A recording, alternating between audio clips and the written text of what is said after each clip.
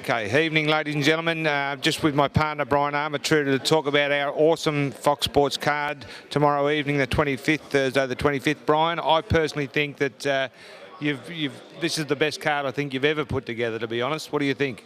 That's a pretty good cards over the years. I wouldn't say that, but it's certainly it's up there. Yeah, it's certainly a good card. It's a well-matched card. Every fight can go 50-50 either way. You're really going to pick a winner. Definitely, the top of the bill now was Lucas Brown against Richard Towers. Richard Towers couldn't get a visa, and we've got a fantastic substitute in Travis Freight Train Walker, who's fought some of the best heavyweights in the world and actually stopped Carly Mean a couple of years ago and had an absolute war with Alex Leopold. That's going to be a cracker. How do you see it going, Brian? Well, I said to Hatton Promotions today, who obviously manage Brown, I said, I really think you picked a hard fight. I mean, he's a big puncher. I think that if you're really going to start favourites, I think Travis is the favourite. That's not what the bookmakers think. That's interesting. But the bookmakers are actually paying about, Sporting Bet Australia paying about $370 Travis Walker. So they've got Luke as a heavy favourite, which I think I agree with you, Brian, to be honest.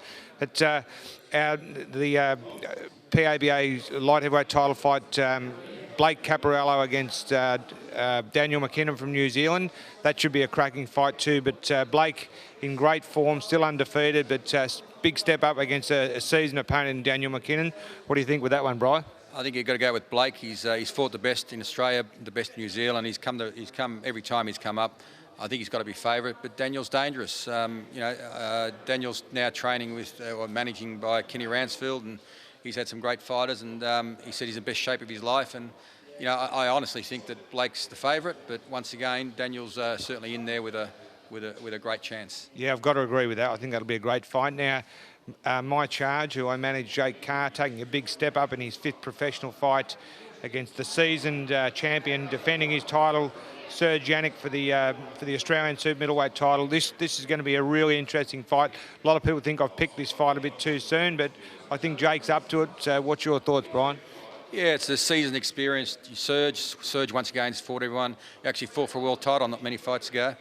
Yep. Jake's beaten everything before him. He was a great amateur star. A big step up, but I suppose everyone's going to do it. It's Jake Carr's the one that can do it. That's for sure. Now, do you want to talk about any of our prelim fights? Or prelims are good. Daniel Smith's, and Henry Torres is a great. Daniel's a great fighter. Henry's a good fighter. That'll be a good little contest. Once again, 50-50. It is a 50 fight. I don't know which one you picked there. The undercard, you've got the two Bella boys, both amateur superstars. One of them went to the Olympics. One of them just missed out, fighting a couple of tough Thai oppositions, and I think once again these aren't pushover Thais, particularly the one that Camille's fighting. He's fought in China in a 12-rounder. I said to Camille's family, this kid's not a pushover, and I'm expecting to go the distance. Okay. And of course Omar Kimwiri. Omar fought in Japan, got robbed blind over there. It's more a redemption fight back. I think Omar will blow him out on this one here, which is what we'd expect. Omar is all class, and Omar is, if the right opportunity, can win a world title of those little weights.